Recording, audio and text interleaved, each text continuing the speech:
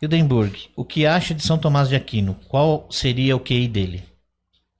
Eu não conheço muita coisa do São Tomás de Aquino para opinar, e é muito difícil também porque a obra dele é principalmente teológica, embora ele também tenha a obra filosófica, né, aquelas 5 vias do São Tomás, que ele diz que ele prova a existência de Deus. Ele tem vários pontos importantes aí, porque, para começar, o conceito que se tem de prova, atualmente, não é o que se tinha naquela época. Né? O conceito atualmente em ciência não se faz prova, se faz demonstração em teoremas matemáticos. Provas ou demonstrações, elas existem em lógica, em matemática, em ciência da computação.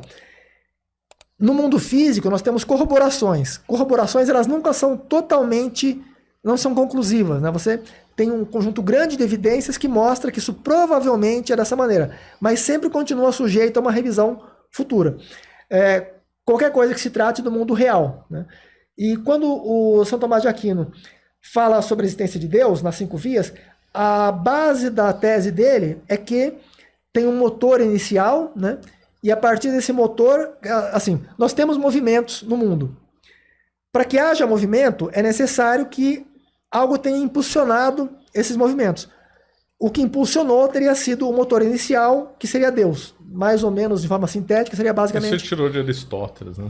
Pois é, e aí que tá. Ele está se baseando numa física aristotélica que nós sabemos que não é correta. Ele está supondo que o movimento precisa mas é de quem não é impulso. bem física aristotélica, era um raciocínio metafísico de ato e potência também, né? Porque ato e potência não é bem uma coisa física, né? Esse ato vem do Buridano, né? Do Oresme, na época do Roger Bacon, né? A questão do... Não, ato e potência vem de Aristóteles, mas é um raciocínio metafísico, não é físico. Então, na realidade, ato e potência é aquele que... Por exemplo, eu tenho potência de ficar de pé. Eu não tenho potência de ficar sentado, porque eu já estou sentado.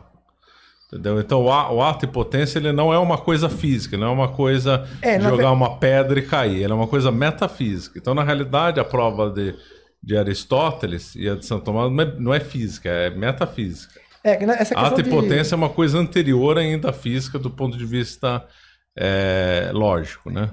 Essa questão, por exemplo, de ficar de pé... Você tem também a potência de ficar sentado, embora você já esteja... Né, você se eu estou sentado, eu não tenho potência de ficar sentado, porque eu já estou em ato sentado. Eu posso ficar de pé em potência, se eu levantar, eu ficarei em ato. Porque você o conjunto que nós temos de tempo, de espaço, com esses metafísicos que não envolvem nem tempo nem espaço, tem ato e potência. Raciocínio, por exemplo. Eu tenho potência de desenvolver chegar a uma solução. Não teve um movimento físico, teve o meu pensamento. Isso aí também é ato e potência.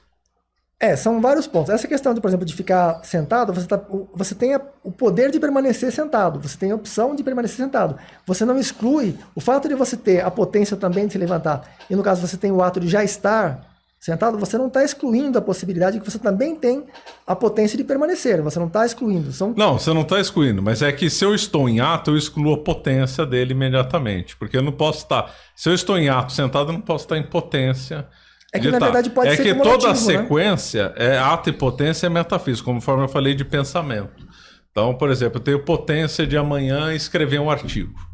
Isso aqui eu não vou mover. Eu saí correndo e escrevi um artigo que está na minha mente. Isso não deixa de ser ato e potência. Então, o raciocínio das provas da existência, não todas as vias, né, mas dessa daí, não é físico, é metafísico. Porque a conversão de ato e potência é sempre assim. Tudo no universo vai ter ato e potência. Vai incluir coisas físicas e vai incluir coisas que não são físicas. Né? Sim, quando ele se refere, no caso específico, do movimento, que o movimento que é necessário que haja um impulso inicial para que haja movimento, ele está se baseando na física aristotélica, que presumia que, para que houvesse um movimento, precisava de um impulso. É que ele tem a prova do ato puro também. Que aí você tem uma sequência de atos, ato e potência. Então o primeiro tem que ser um ato puro. Talvez eu vou te dar se você tiver interesse, de analisar ato e potência não do lado da física, mas sim do lado da metafísica. Porque para São Tomás, Deus é o ato puro. É aquele que não tem potência de fazer nada. Ele já é um ato puro. Né? Ele está sempre atualizado, né? Na linguagem tomista. Nessa questão Isso não é física, isso é metafísica. Porque quando ele fala em movimento, ele está usando um recurso da física, um conceito da física. Não, mas é que movimento, tanto para Aristóteles como para Santo Tomás, pode ser usado no sentido metafísico e não no sentido meramente da física. Vou colocar esse copo e colocar aqui. Porque quando ele faz analogia com o movimento, quando ele fala que para que haja movimento é necessário um impulso, é necessário que haja um motor inicial, ele está usando um conceito físico do ponto de vista da física aristotélica. Eu sei, mas se você não tem início, você não tem o meio e o fim. Esse é um conceito metafísico que se aplica à física. É impossível na física você ter qualquer coisa de meio que não teve um início. O ponto nesse caso é que, quando ele fala, é necessário que haja um motor inicial para que dê impulso inicial para que haja movimento. Né? Essa é uma parte que está... O conceito de movimento e esse conceito de impulso são conceitos da física e que ele se baseou na física aristotélica, que era a física vigente. Eu sei, mas de novo, isso daí é metafísico, porque para qualquer coisa, se você tem tempo, por exemplo, nós só estamos no ano 2024 que teve 2023, senão não podíamos estar no ano 24. Se a gente for retroagir muito, vai ter uma hora que o tempo vai ter que ter igual a zero. Se você não tem início, você não tem meio. Esse, eu volto a dizer, é um conceito antes metafísico. Tudo que tem meio, tem fim, tem mais ou menos, vai ter um início. Sim. Esse início tem que ter o ato puro, a causa das causas não causada. Porque se você tem uma coisa infinita, por definição não tem início. Se não tem início, não tem meio, não tem fim. O conceito infinito, na época do Zenão, na época do Aristóteles, o conceito de infinito é um pouco diferente do que se tem depois do Cantor e principalmente atualmente. Então, mas é que você está pensando em matemática e em física. Sim. Isso aqui é conceito metafísico. Se você ou uma coisa é infinita ou é finita. Não dá para ser os dois ao mesmo tempo ou ter um terceiro. Sim. Não dá. Embora se você tem o tempo com várias sequências, então obviamente ele é finito. Porque senão você não tem. Se ele é finito, teve um início. Alguém fez esse início. Esse alguém que fez infinito, que é Deus, ele tem características únicas para ter iniciado todo o processo. Essa é mais ou menos a lógica do pensamento de Aristóteles e de São Tomás de Aquino. O do Aristóteles, ele não trata propriamente da existência de Deus, né? Aristóteles, não, sim, é que São Tomás baseia nele, né? Sim, É por isso que eu estou acreditando na fonte original. Os 3 pontos que eu vejo nas 5 vias de São Tomás... E para você que quer aprender sobre a Revolução Francesa, acabamos de lançar o combo Revolução do Mundo Moderno, que conta com os seguintes livros: A Revolução Sanguinária, de Madelin, e... Os Intelectuais da Revolução Francesa, de Mornay, né?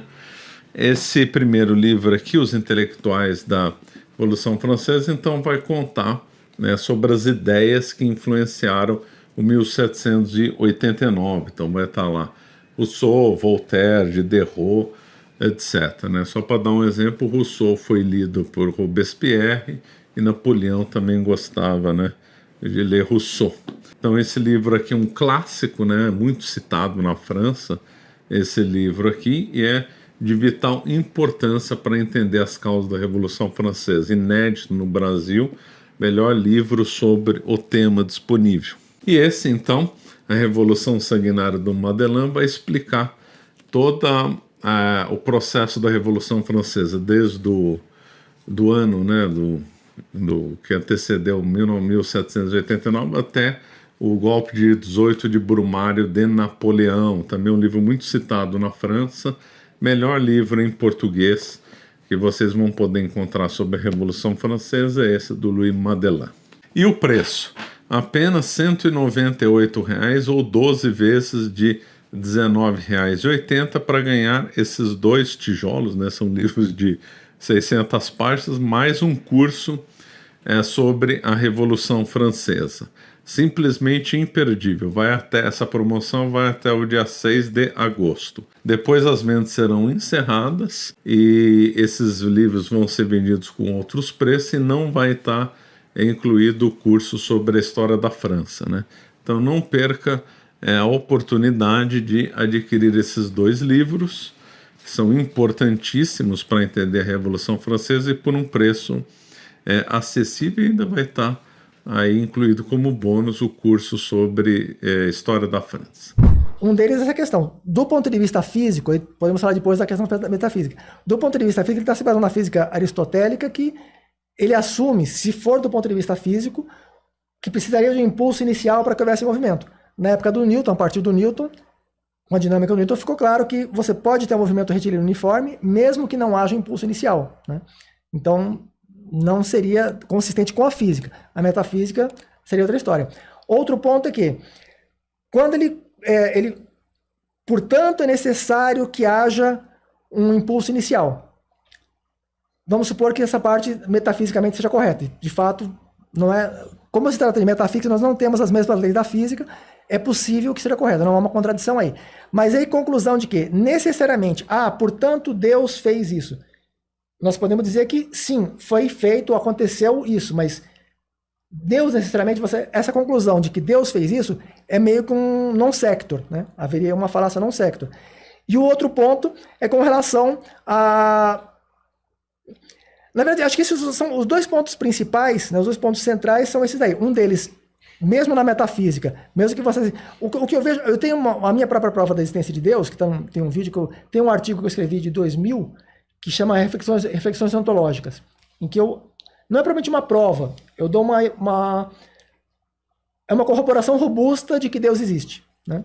Mas é bem diferente, eu tento encaixar com o conhecimento científico atual. Mas não exclui outras provas. O que eu estou defendendo é que a dele é válida por razão metafísica. E mesmo com aplicação física também, porque se o universo ele é finito, ele teve um começo, vai ter um fim. Alguém o criou. Esse que alguém o criou tem características diferentes desse mundo, que é o que nós damos no nome de Deus. Esse movimento retilíneo é segundo um aspecto que ele não teve uma causa. Ele teve uma causa, sim, porque o universo começou. Então esse movimento retilíneo ele começou algum dia. Então não exclui o argumento de Aristóteles de Santo Tomás. Porque o universo é infinito ou é finito? Ele é finito. Ele teve um começo? Teve. O modelo atual... Então o movimento retilíneo, ele teve um começo lá na origem. Pode ter sido há 50, 20 bilhões de anos atrás, 10, 5, tal. No tempo do Big Bang, teve um começo, que a gente não sabe exatamente quando. Então esse movimento retilíneo, segundo um aspecto, porque ele teve origem lá no Big Bang. Se ele teve origem, entra na lógica de Aristóteles e Santo Tomás.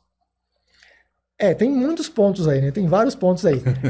Bom, a teoria do Big Bang sabe que é um padre, né? O Georges Lemaitre, que propôs a teoria. Inclusive, os papas do século XX, praticamente todos os papas do século XX, a maior parte dos cardeais também, concordam que a teoria do Big Bang é uma boa representação. Inclusive, eles enxergam como sendo muito consistente com a Bíblia, com o Fiat Lux, né? Que está consistente. O próprio Lemaitre já formulou, né? E em conformidade com a teoria da relatividade e em conformidade com a Bíblia. E não só, a própria teoria da evolução, ela se encaixa também muito bem. Então, mas pensa sobre esse aspecto aí desses que eu falei. Esse negócio do movimento retilíneo não tá certo, não. Porque se o universo começou, o movimento retilíneo não é eterno. Então ele também teve uma causa. Então voltamos à lógica do Aristóteles, que Aristóteles tinha razão. Para todo movimento anterior teve uma causa. Pode ter sido há 10 bilhões de anos atrás, mas que teve. Quando você tá teve um T0. Quando você está num meio fluido, se você empurra, né, o atrito na superfície, você empurra uma bolinha, ela vai se mover um pouco e vai parar depois de um certo tempo devido ao atrito, devido à resistência do ar e tal. Se fosse no vácuo, você pega, por exemplo, mesmo que não seja o vácuo, mas um ambiente de pouquíssima viscosidade, de pouquíssimo atrito, o astronauta joga uma caneta assim no ar, ela vai indo, atravessando assim, sem atrito. Pode não, um dia ela vai parar, nem que o dia que o universo terminar, ela para. E ela começou algum dia. Algum dia da explosão, criou-se um movimento, tal, nos primeiros quasares que foram formados e tal, criou-se movimentos. Pode durar até hoje, mas teve o início. Voltamos que Aristóteles e Santo Tomás estava certo. Bom, o nosso tempo acabou aqui. Depois a gente pode continuar outro dia. Tá bom. A gente pode voltar aqui para depois discutir as 5 vias aqui no outro conversa. Eu preferi até falar em defesa da existência de Deus do que o contrário, porque eu tenho minha própria... Não é uma demonstração, depois você me manda ela, gostaria de ver. É uma corroboração. E tenho também o paradoxo da pedra. Sabe o paradoxo ontológico? O paradoxo ontológico é mais ou menos o seguinte. Se Deus é onipotente... eu sei. Então ele tem que existir. Esse é o argumento de Santo Anselmo, né? Não, no Santo Anselmo é um pouco diferente. O Santo Anselmo é que se ele tem se ele é perfeito, um ser que não existe, não é perfeito. Ele precisa existir para que ele seja perfeito. Esse é do Santo Anselmo. Esse é do Santo Anselmo. O paradoxo da pedra é que se Deus fosse onipotente, ele poderia criar uma pedra tão pesada que ele próprio não conseguiria levantar. Não, mas esse daí tá ilógico, né? Esse raciocínio é ilógico. Ele é um pseudo-paradoxo, não é verdade? Esse eu acho que talvez seja a primeira pessoa que solucionou do ponto de vista estritamente lógico, né? Inclusive até depois eu vou mandar para o Vitorelli, que acho que ele vai gostar dessa solução, que é um artigo que eu publiquei na verdade não é um artigo, é um capítulo do meu livro de 2023, do Guia dos Apodictos, volume 3. Eu não trato especificamente desse caso, eu trato do paradoxo de Gödel, né? E trato do axioma da escolha do Zermelo Fraenkel. E eu mostro que não trato especificamente desse caso, mas se aplica exatamente a esse caso. Que é possível que Deus seja onipotente e que ele faça uma pedra que ele próprio não pode levantar. Desde que, no momento que ele cria, ninguém pode levantar. E quando ele quer levantar, logo em seguida, ele pode levantar também. No momento em que ele criou, ninguém podia. A partir do momento que ele quer levantar, a questão é, em vez de ser um paradoxo que não tem um fluxo de tempo, que é uma sentença congelada no tempo, o paradoxo ele tem um fluxo de tempo interno. Entendi. Então, no momento em que ele criou, ninguém podia levantar, inclusive ele próprio, mas ele não tentou. A partir do momento que ele tenta, ele passa a conseguir poder levantar, e se ele quiser criar outra mais pesada, ele pode também, e assim sucessivamente. Então, quer dizer, elimina o paradoxo, ele continua tendo a onipotência, né? Então, no caso da prova da existência, não é bem de uma prova, mas é uma corroboração bastante robusta, ela é mais semelhante à física e à ciência atual, né?